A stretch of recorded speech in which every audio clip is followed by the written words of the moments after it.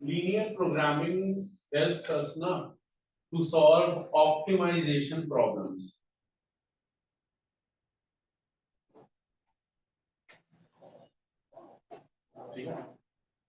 So linear programming helps us to solve optimization problem. Optimization problem क्या होता है? Optimization problem होता है constraint based problem, मतलब restriction based problems.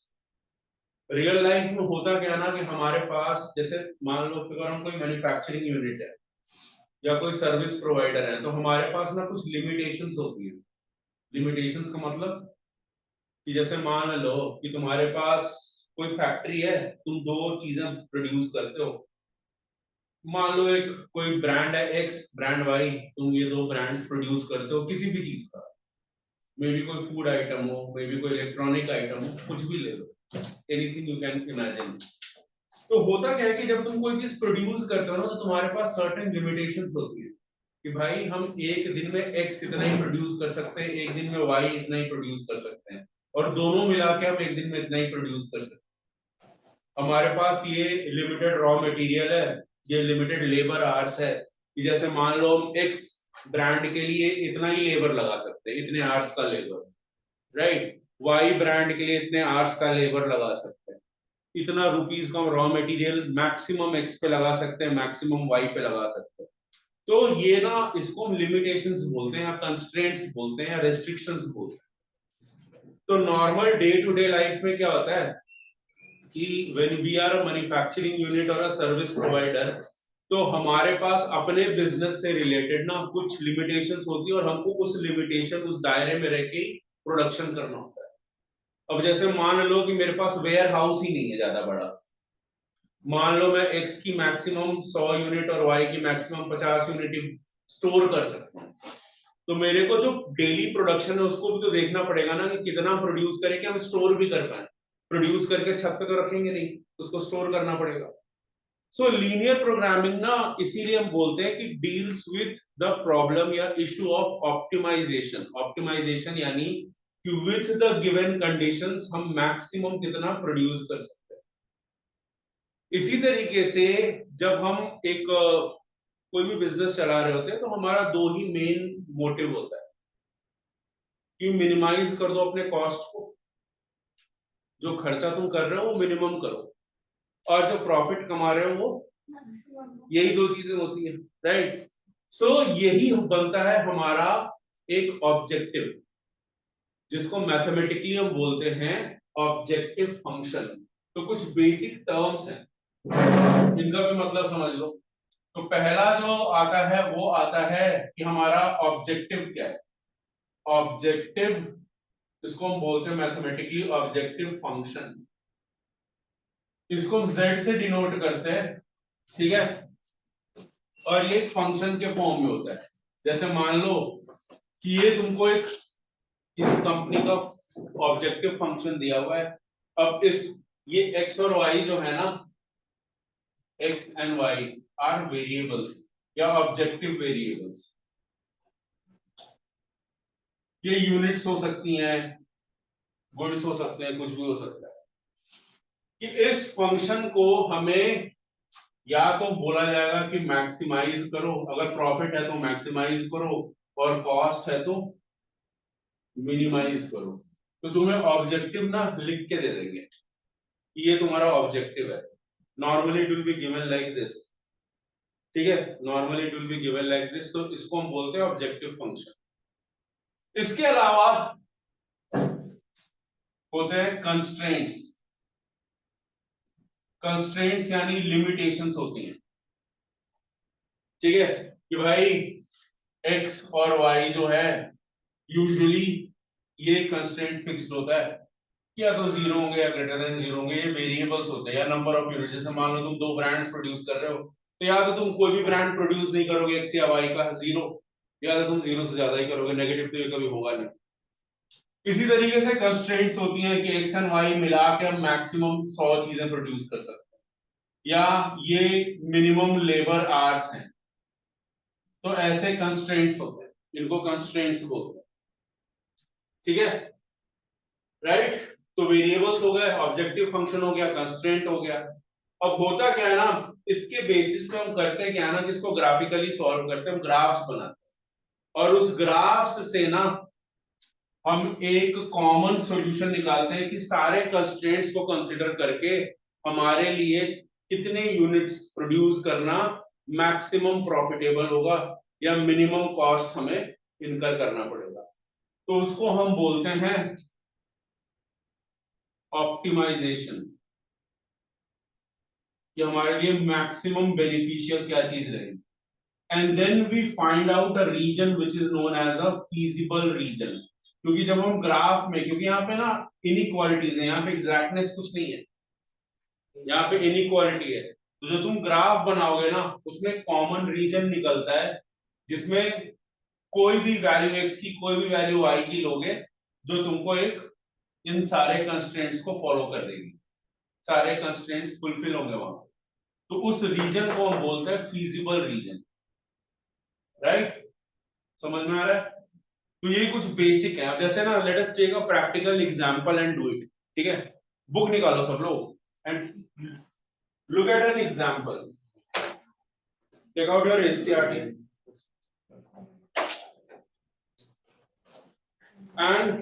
let's take the first example।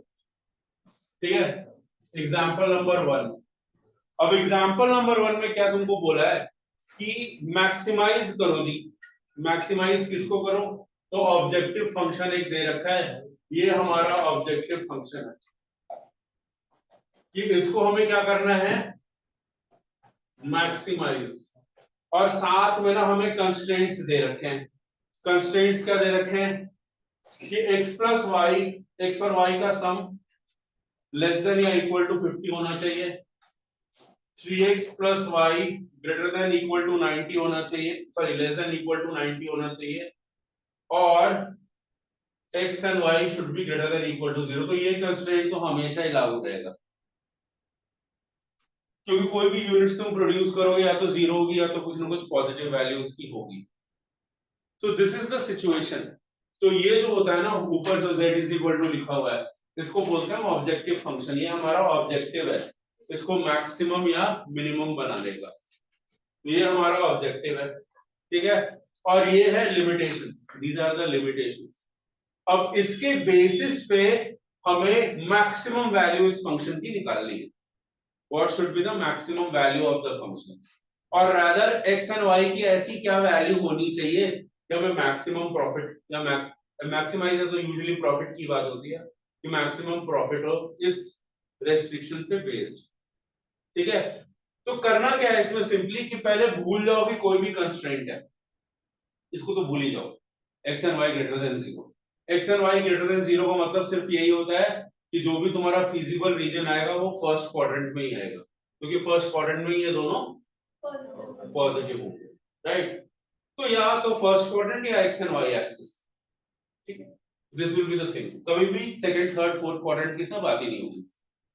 अब ये जो दो कंस्ट्रेंट्स बच रहे हैं, भूल जाओगे अभी कोई इनइक्वालिटी का साइन है, इसको सिंपल इक्वल टू का साइन लेके ना इसके एटलीस्ट दो सॉल्यूशंस को निकाल ही लो। सॉल्यूशंस निकालना तो तुम लोगों को आता ही है, linear equation in two variable है ना। अगर x को 0 लोगे तो y 50 होगा, y को 0 लोगे तो x 50 होगा। इनफैक्ट तीसरा निकालने की इसमें जरूरत भी नहीं होगी। इस केस में भी दो सॉल्यूशंस निकाल लो। वैसे तो तीन निकालना चाहिए आइडियली, लेकिन दो से भी काम चल जाता है। x को 0 लोगे तो y 90 हो जाएगा, y को 0 लोगे तो x 30 हो जाएगा। अब इसका ना आप एक ग्राफ प्लॉट कर लो, plot a graph for this. ठीक है, तो ये हो गया x, ये हो गया -x, this is the origin y, और ये हो गया -y, right? y and -y। ठीक है, यहां तक तो I hope is clear to everything everyone. अभी यहाँ पे ना ये ग्राफ प्लॉट करना है तो मार्किंग्स कर लो। तो 10 20 30 40 50 60, x पे तो इतना ही है, y पे 10 20 30 40 50 60 70 80 and 90, right. So let's plot the graph now. x पहला वाला x 0 है, y 50 है, 1 2 3 4 5, पहला पॉइंट तो यही हो गया। And x is 50 y is 0, तो दूसरा पॉइंट ये हो गया। ये दोनों पॉइंट्स हो गए, अब इनको ज्वाइन करवा दो।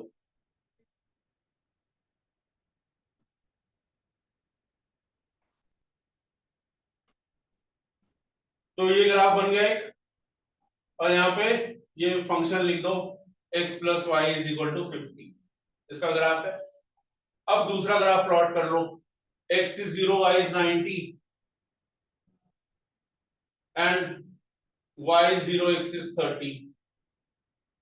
तो अब ये दूसरा ग्राफ प्लॉट हो जाएगा।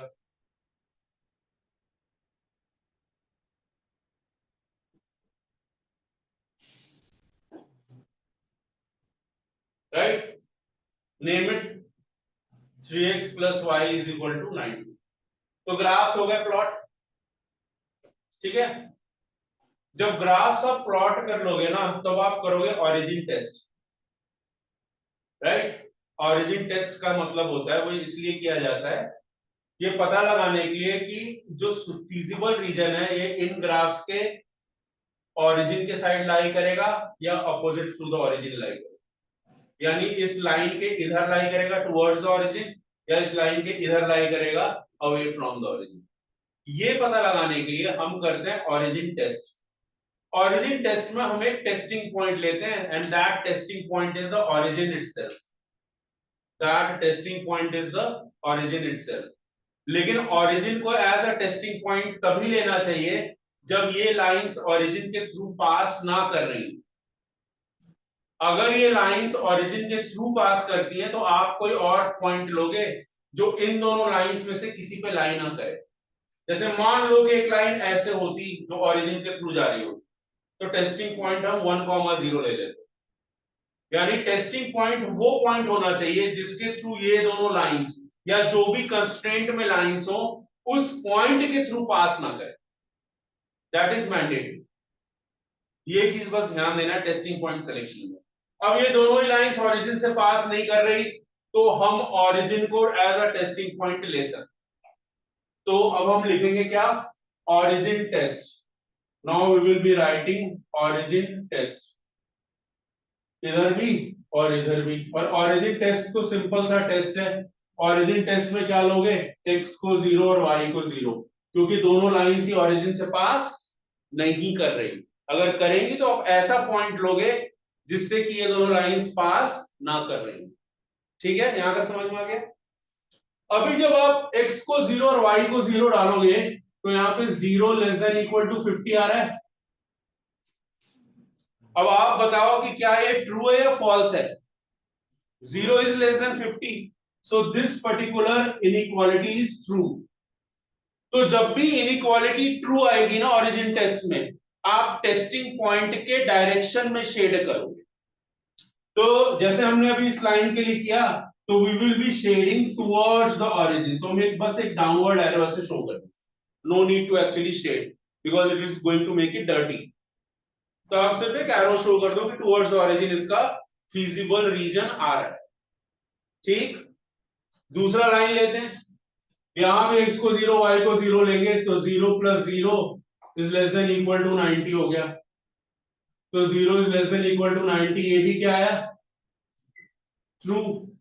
यानी ये जो लाइन है इसमें भी जो शेडिंग होगी वो किधर होगी, टुवर्ड्स द ओरिजिन होगी। तो ओरिजिन टेस्ट हमारा सिर्फ इतना शो करता है। मान लो ओरिजिन टेस्ट फॉल्स आता तो away from the origin shade होगा, यानी दूसरी direction. Right, so whenever the origin test is true, we will be shading towards that testing point। testing point इस केस में क्या है, origin। false होगा तो away from the direction of the testing point। clear। अब common reason shade करो भाई दोनों का। जो दोनों का आ रहा है कॉमन रीजन क्या होगा, तो कॉमन रीजन ये वाला होगा। एक ऐसा कॉमन रीजन निकालिए जो दोनों में हो। दैट इज इम्पेरेटिव, जरूरी है। तो ये आ गया अपना कॉमन रीजन, इसको शेड कर दिया। इसी को बोलते हैं फीजिबल रीजन। फीजिबल रीजन आ गया। इसके बाद हम निकालते हैं there is a term which is called corner points. क्या निकालते हैं हम? Corner points. ठीक है, कॉर्नर पॉइंट क्या होता है? जो क्वाड्रिलैटरल के वर्टिसेस होंगे ना इस फीजिबल रीजन के, उन वर्टिसेस को हम बोलते हैं कॉर्नर पॉइंट्स। तो यहां पे क्वाड फॉर्म हो रहा है, दिख रहा है सबको? उसके वर्टिसेस क्या है? एक तो ये है 0,50, एक वर्टेक्स तो अपना ओरिजिन है, एक वर्टेक्स 30,0 ना, एक वर्टेक्स है 30,0 और एक ये वर्टेक्स है जो आई थिंक है 20,30।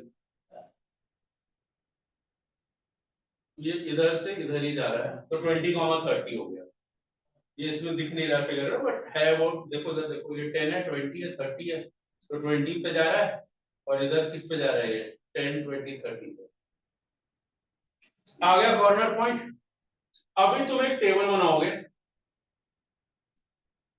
Corner points and the value of z which is 4x + y,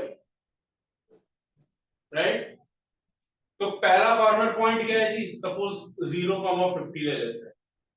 अब क्या करो ना, यहाँ x की जगह 0 डालो, y की जगह 50 डालो, तो क्या आंसर आएगा? तो ये वैल्यू आई 50। दूसरा कॉर्नर पॉइंट 0,0 लेते हैं तो वैल्यू क्या आएगी? फिर लेते हैं 30,0, वैल्यू क्या आएगी? और फिर लेते हैं 20,30, तो कितना जाएगा? 80 और 30 100 एंड अभी मैक्सिमम वैल्यू किस पे आप ऑब्टेन हो रही है? 30,0 पे मैक्सिमम वैल्यू ऑब्टेन हो रही है। तो ये है हमारा solution. This is the maximum value 120 and it is being obtained when we have the value of x as 30 and y as 0. अगर मान लो यही चीज मिनिमाइज होती तो 0,0, यानी कुछ प्रोड्यूस मत करो, मिनिमम करो। क्लियर है? आ रहा है समझ? क्लियर है सबको? यही है लीनियर प्रोग्राम। सर ये ओरिजिन टेस्ट करने का रीजन क्या है? ओरिजिन टेस्ट करने का रीजन है फीजिबल रीजन निकालना। अब यहां पर दो तीन चीजें जो बहुत ध्यान देने वाली है। पहली चीज ये है कि ये जो रीजन होता है, अभी तुम देख रहे हो कि ये बाउंडेड है, मतलब it is forming a cord. What would have happened अगर फीजिबल रीजन इधर जाता? अब फीजिबल रीजन का मतलब भी समझ लो क्या है। फीजिबल रीजन का मतलब भी क्या है? फीजिबल रीजन का मतलब है कि इस रीजन में इंक्लूडिंग दीज लाइंस, अगर तुम कोई भी पॉइंट सेलेक्ट करोगे ना, कोई भी पॉइंट सेलेक्ट करोगे तो वो इन कंस्ट्रेंट्स को सेटिस्फाई करेगा। भले वो मैक्सिमम मिनिमम वैल्यू ना दे, लेकिन ये जो दो कंस्ट्रेंट्स है ना, तीनों इनफैक्ट तीनों कंस्ट्रेंट्स को सेटिस्फाई करेगा। You take any point and you put in there, तुम देखोगे कि कंस्ट्रेंट्स ट्रू आएंगे। Let us take this point, put करके देख लो, कंस्ट्रेंट्स ट्रू आएंगे, constraints will be true. Feasible region का सिंपल मतलब ये होता है कि इस रीजन में आप कोई भी एक पॉइंट सेलेक्ट करोगे ना, तो ये पूरे एंटायर रीजन में इंक्लूडिंग दीज लाइंस जहां तक है ये इस रीजन में, ये सारे पॉइंट्स जो हैं ये इन कंस्ट्रेंट्स को सेटिस्फाई करेंगे ही करेंगे। तुम आउटसाइड चले जाओगे ना, कंस्ट्रेंट सेटिस्फाई नहीं होगा, या तो एक कंस्ट्रेंट सेटिस्फाई नहीं होगा या दूसरा नहीं होगा, मतलब दोनों कंस्ट्रेंट साइमल्टेनियसली सेटिस्फाई नहीं होंगे। कहने का मतलब ये है, मतलब कई बार टीचर ये भी वाइवा में पूछ लेते हैं कि let us take this point, will it satisfy both the constraints? तो आपका आंसर होगा कि it will not satisfy either of the constraints और बोथ द कंस्ट्रेंट्स। वो देखना पड़ेगा चेक कर। अब मान लो इसके ऊपर ये पॉइंट ले ले, दोनों को ही नहीं करेगा, ये एक को तो करेगा इस वाली लाइन को, लेकिन इसको नहीं करेगा। ठीक है, तो फिजिबल रीजन में आपके जो भी पॉइंट्स आएंगे उन कंस्ट्रेंट्स को सेटिस्फाई करेंगे। अनबाउंडेड रीजन का ना केस थोड़ा दूसरा होता है, I will come to it, वो दूसरा क्वेश्चन लेके एक्सप्लेन करूंगा। तो अनबाउंडेड अभी रहने दो, पहले बाउंडेड समझ में आ गया ना। अब इसको बिना देखे खुद से बनाओ, कंस्ट्रेंट्स तुम्हारे सामने, ऑब्जेक्टिव फंक्शन लिखो, ये बेसिक टर्म्स लिख लो बस ऐसे ही, ताकि तुमको पता होना चाहिए कि बेसिक टर्म्स है। डू दिस, ठीक है, फिर अनबाउंडेड पे आते हैं।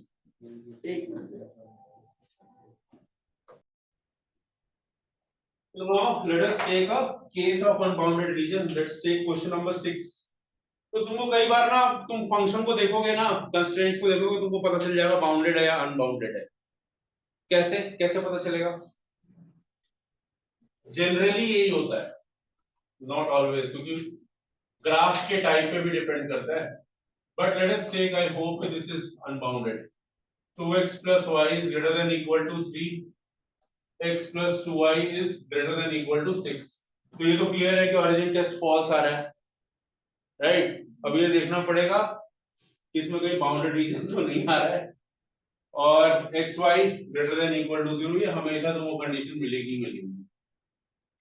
ठीक है, तो करना क्या है फिर, पहले इनइक्वालिटी को भूल जाओ और पॉइंट्स ऑब्टेन कर लो। ठीक है, एक्स और वाई, तो भी एक्स को अगर 0 लेते हैं तो वाई क्या हो जाएगा 3, वाई को 0 लेते हैं तो एक्स क्या हो जाएगा 1.5। ठीक है, सिंपल, सबसे आसान तरीका तो पॉइंट्स निकालने का यही है, एक्स को 0 लो, वाई को 0 लो। इधर है x plus 2y is equal to 6, तो यहां पे भी ले लेते हैं भाई। अच्छा, और ग्राफ में स्केल भी बना देना, वो मैं भूल गया था बताना, तो उसका भी फर्क पड़ता है। y is 0, x is 6, x is 0, तो y will be 3। so let's make the graph।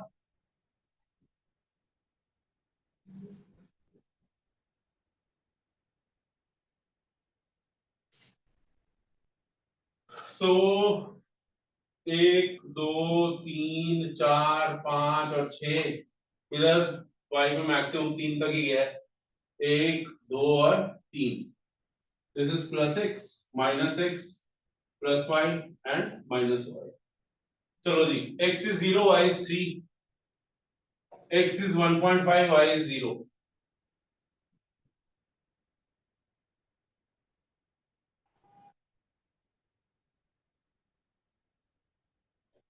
ठीक है, so this is 2x plus y is equal to 3। दूसरा ग्राफ है x is 6, y is 0, x is 0, y is 3।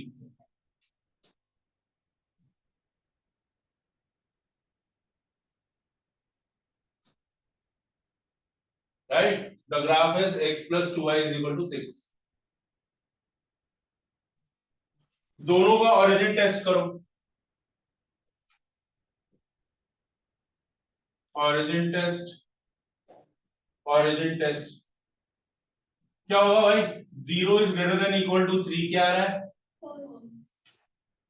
यहाँ पे, 0 is greater than equal to 6, ये भी क्या आ रहा है, यानी दोनों ओरिजिन से अवे शेड होंगे, होंगे ओरिजिन से अवे शेड, यानी इसका इधर जाएगा, इसका भी इधर जाएगा, तो इनका कॉमन रीजन क्या हो गया, कॉमन रीजन ट्रायंगल कहां बना भाई, कॉमन रीजन ये बन गया सारा अनबाउंडेड। तो अनबाउंडेड रीजन का मतलब क्या होता है कि इस रीजन में कोई भी पॉइंट लोगे वो दोनों कंस्ट्रेंट्स को सेटिस्फाई करे, मतलब ये होता है। Feasible region means that region जिसमें अगर हम कोई भी वैल्यू x के लिए, कोई भी वैल्यू y के लिए, तो वो सेटिस्फाई करेगा किसको, हाँ, लेकिन तुम इनफाइनाइट प्रोड्यूस नहीं कर सकते हो ना। अभी देखो यहाँ पे ध्यान से, कॉर्नर पॉइंट्स क्या गई, what are the corner points. अच्छा यार ग्राफ में ना स्केल भी लिख देना, इसके भी नंबर करते हैं। On x and y axis 1 centimetre is 1 unit. इस केस में 1 सेंटीमीटर 1 यूनिट का, पिछले केस में शायद 10 यूनिट्स का था, तो 10 यूनिट्स लिख देना, ठीक है। Corner points and value of Z. तो कॉर्नर पॉइंट्स क्या है भाई, इसमें तो दो ही हैं, क्या है 0,3 और 6,0, यही है कॉर्नर पॉइंट जो दो आ रही है। तो 0,3 और 6,0 ऑब्जेक्टिव फंक्शन में पुट करो जी। 6 और दोनों केसेस में सेम आ रहा है, ठीक है, लेकिन अनबाउंडेड है। ऐसा हो सकता है अनबाउंडेड में, राइट। अब देखो इसमें है क्या, करना क्या है अनबाउंडेड में। अब ये जो ऑब्जेक्टिव फंक्शन है ना, उसको जो भी मिनिमम वैल्यू तो 6 आ रही है इस केस में, तो मान लो अगर अलग अलग वैल्यूज भी आती, इस केस में तो चलो 6 आ रही है दोनों में, लेकिन मान लो मिनिमम वैल्यू कुछ और आती, तो हम क्या करो अब कि ये जो ऑब्जेक्टिव फंक्शन है ना, उसको उस मिनिमम वैल्यू के इक्वल ले लो। तो अगेन एक इक्वेशन मिल गई हमें, x plus 2y is equal to, right, नहीं नहीं वो x plus 2y is equal to, अच्छा सेम इक्वेशन बन गया, ठीक है ठीक है। बट इसमें होता क्या है मैं बता देता हूं आप लोगों को, व्हाट हैपेंस इज कि are you sure the objective function is this only, देख लो क्वेश्चन, ठीक है, यही है ना ऑब्जेक्टिव फंक्शन, जस्ट कंफर्मिंग। देखो होना क्या चाहिए आइडियली कि इसकी जो लाइन अब ड्रॉ होगी वो तो यही होगी,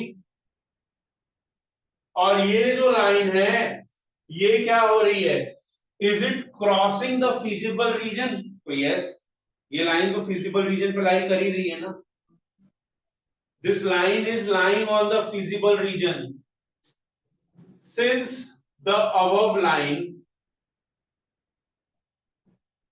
above line lies on the feasible region, lies on the feasible region, therefore no minimum value exists, यानी इसका हम मिनिमाइज नहीं कर सकते। लेकिन मान लो कि ऑब्जेक्टिव फंक्शन ना कुछ और होता, कोई भी वैल्यू एग्जिस्ट नहीं करती।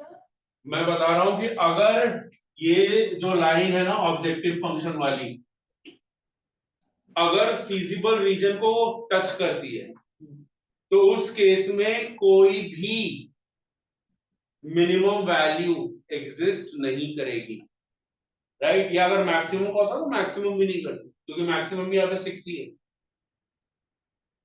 अगर मान लो ऑब्जेक्टिव फंक्शन कोई और होता और एक लाइन ऐसे जाती, प्लीज ध्यान देना यहाँ पे,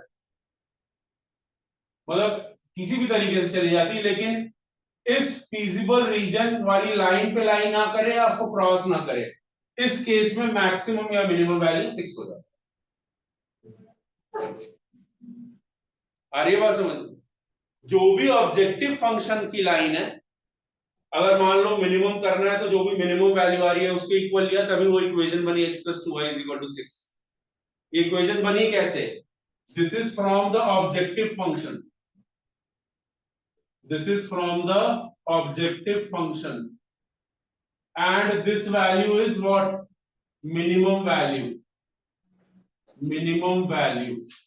ऐसे हर बार एक लाइन बनानी है, और ये लाइन प्लॉट करके देखो, दिस, ये जो डॉटेड लाइन है, डॉटेड लाइन के फॉर्म में उसको ड्रॉ करना है। ये डॉटेड लाइन अगर फिजिबल रीजन को क्रॉस करेगी तो कोई मिनिमम या मैक्सिमम वैल्यू जो भी वो केस होगा वो एग्जिस्ट नहीं करेगा, लेकिन अगर क्रॉस नहीं करेगी तो करेगा, ठीक है। जैसे अगर ऐसे ये लाइन जाती तो minimum value would have existed, ठीक है। उसका भी एक क्वेश्चन लेके देख लेते हैं। तो इस पर्टिकुलर केस में ना कोई मिनिमम वैल्यू एग्जिस्ट नहीं करेगी, बस अनबाउंडेड में इस चीज का ध्यान रखना। एक एडिशनल काम बस यही हो जाता है कि जो भी तुम्हारा ऑब्जेक्टिव फंक्शन होता है ना, उसको मैक्सिमम या मिनिमम वैल्यू के इक्वल लेके एक लाइन प्लॉट करते हैं और देखते हैं कि वो लाइन फिजिबल रीजन को क्रॉस तो कर नहीं रही या फिजिबल रीजन वाले लाइन पे तो नहीं लाई कर रही। अगर लाई कर रही है या क्रॉस कर रही है तो मैक्सिमम या मिनिमम वैल्यू एग्जिस्ट नहीं करेगी। दिस इज द फंडा। बुक है, बुक सेकंड बुक नहीं है। एक I'm just giving you a live example for this. I'm showing you how it happens actually. ठीक है।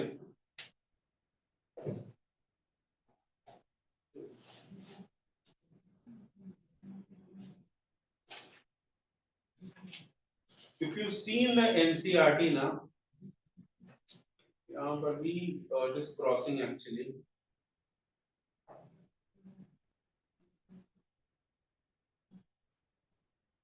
इसमें भी बुक में भी ना अनबाउंडेड रीजन में ये जो ऑब्जेक्टिव फंक्शन वाली लाइन है देखो फिजिबल रीजन को क्रॉस कर रही है तो कोई मैक्सिमम मिनिमम वैल्यू एग्जिस्ट उस केस में नहीं करेगी। अगर आंसर डिफरेंट भी आ रहे हैं मतलब अगर ये फॉर एग्जांपल ये 6 होता है नीचे वाला 10 होता तो अगर हमें मैक्सिमम वैल्यू चाहिए तो हम 10 ले लेते तो यहाँ पे 10 लेंगे ना ऑब्जेक्टिव फंक्शन को इक्वल टू 10 लेंगे और लाइन प्लॉट करेंगे डॉटेड लाइन। वो डॉटेड लाइन जो है ना फिजिबल को क्रॉस नहीं करेगी। That is the case.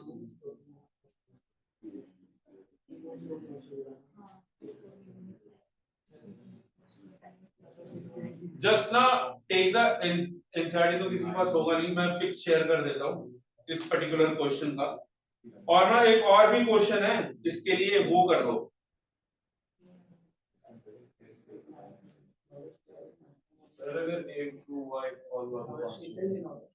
नहीं एक ट्रू एक फॉल्स कैसे होगा? अच्छा इसमें ओरिजिन टेस्ट हो सकता है ट्रू एक फॉल्स तो तुम कॉमन रीजन देख लो ना उस केस में अनबाउंडेड रीजन वैसे बनेगा नहीं। कुछ तो कुछ कॉमन आएगा ही। अगर लाइंस इंटरसेक्टिंग है तो पैरेलल है तो फिर गलत हो जाएगा। या non intersecting lines first quadrant में अगर इंटरसेक्ट नहीं कर रही दो लाइंस, जैसे मान लो कि दो लाइंस तुमने ऐसे बना दी, ठीक है, एक लाइन ऐसे बन रही है एक लाइन थोड़ी ऐसे बन रही है, एक का ओरिजिन टेस्ट ऐसे आ रहा है एक का ओरिजिन टेस्ट ऐसे आ रहा है तो फिर तो कुछ भी मैक्सिमम मिनिमम नहीं है। पर दोनों अगर अंदर या बाहर जा रही है तो कॉमन सब्स्टिट्यूशन होगा। मैं वही तो कह रहा हूँ कि they are moving away from each other the feasible region, how can the common solution be possible ना? Constraints कभी satisfy होंगे ही नहीं। हाँ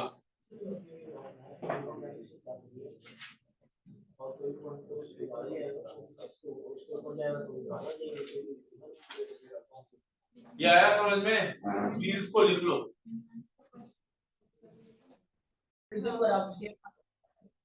clear x minus Y equal to -1 ले लेंगे और minus X plus Y equal to 0 ले लेंगे। ठीक है, let us obtain the points first.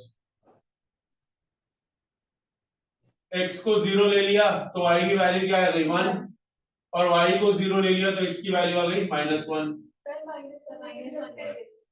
Greater than equal to 0 होगा तो लाइन तो बना ही सकते तो 1 और 2 ले लो। महात्मा और करेंगे x is 0 y is 0 1 1 ले लो। Let's plot the graph.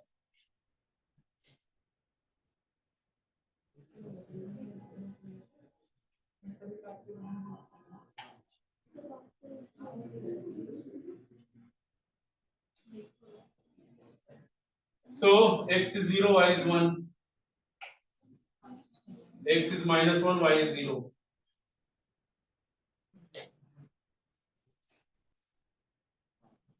ये आ गई x minus y is equal to -1 and x is equal to y है, ये तो 45 डिग्री से जाएगा ओरिजिन से। हाँ मतलब बेसिकली पैरेलल ही हो गई। -x plus y is equal to 0। इसके लिए टेस्टिंग पॉइंट ओरिजिन ले सकते हैं। क्या करें कंस्ट्रेंट दोनों के लिए अलग अलग ले लो। ओरिजिन टेस्ट दोनों के लिए सेम नहीं लूं 1,0 ले सकते, अलग अलग भी ले सकते, सेम भी ले सकते, कोई टेंशन नहीं, फ्रीडम है। बस ये देखना इसके लिए 0,0 नहीं ले सकते, सर सेकंड वाले के लिए 1,1 ले सकते हैं। दोनों 1,1 मत लेना क्योंकि लाइन पास हो रही है। ऐसा पॉइंट लो जिससे ये लाइन पास ना करे, तो सबसे सेफ पॉइंट 1,0 दोनों के लिए ले लो, कोई दिक्कत नहीं है। 1,0 पुट करो जी, क्या आएगा? 1 is less than equal to -1 which is और 1 less than -1 है। मैं ये पॉइंट ले रहा हूँ, टेस्टिंग पॉइंट दोनों के लिए।